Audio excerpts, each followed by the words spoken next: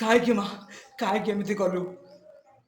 ନନ୍ଦିନୀର ବାପା କେଶର ଆଣିଥିଲେ ଛୁଆ ବଡ଼ ହବ ବୋଲି, ହେଲେ ତୁ କେଶରରେ ବିଷ ଦେଇଦେଲୁ।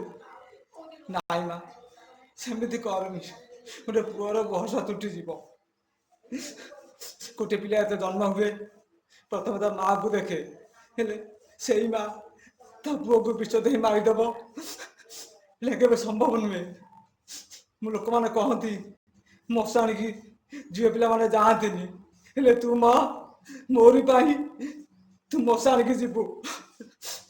ମୁଁ ପୁରା ତୋ ସନ୍ତାନ, ତୁ ପୁରା କହୁଥିଲୁ, ହେଲେ ସେଇ ସନ୍ତାନକୁ ତୁ ଆଜି ତୋ ନିଜ ହାତରେ ତୁ ମାରିଦେଲୁ। ମା କାହିଁକି ଏମିତି କଲୁ? ମା କାହିଁକି ଏମିତି କଲୁ?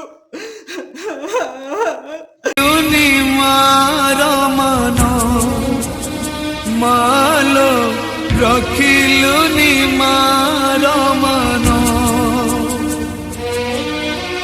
ମୋ ବିଶ୍ୱାସରେ ଦେଲୁ ତୁ ବିଷ, ଲିଭେଇ ଦେଲୁ ମୋ ଓଠର ହସ।